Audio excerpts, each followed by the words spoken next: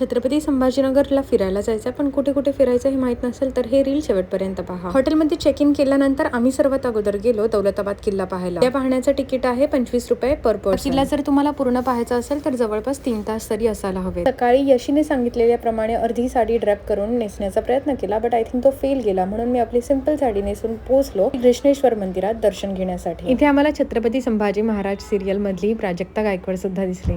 तिथे थोडा वेळ थांबल्यानंतर नाश्ता करून आम्ही गेलो वेरूळ लेणी पाहायला. इथे तिकीट आहे 35 रुपये ऑनलाईन आणि ऑफलाईन काढलं तर 40 रुपये. लहानपणी आपण इतिहासामध्ये वेरूळ लेण्यांबद्दल वाचलेलं. पाहत असताना असं वाटतं एवढं सुंदर लेणी कोणत्याही डिग्री शिवाय कसं कोणी बांधू शकतं. संपूर्ण वेरूळ लेणी पाहायच्या असतील तर जवळपास 4 तास तरी असायला हवेत. तिथून आम्ही गेलो भद्रा मारुतीचं दर्शन घेण्यासाठी. इथे मारुती झोपलेल्या अवस्थेमध्ये आहे. त्यानंतर आम्ही गेलो बीबी का मकबरा पाहायला. पण तुम्हाला मी सांगते, हे जर पाहायचं असेल तर तुम्ही जेव्हा हॉटेल चेकआउट कराल किंवा घरी जाण्याच्या वेळेस तुम्ही हे ठिकाण पहा, आणि स्टेशनच्या जवळ आहे. बीबी का मकबरा पाहण्यासाठी 25 रुपये तिकीट आहे. तिथून आम्ही गेलो सिद्धार्थ गार्डन. इथे तिकीट आहे 20 रुपये पर पर्सन. इथे झू सुद्धा आहे जे तुम्ही मिस नका करू. इथे झू पाहण्याचा टायमिंग 5 वाजेपर्यंत आहे आणि गार्डन 6:30 पर्यंत. संभाजीनगर मध्ये मला एकच खाण्याचं ठिकाण आवडलं, ते म्हणजे दादा डोसा. बाकी पुढे कॅप्शन वाचा आणि फॉलो करायला विसरू नका.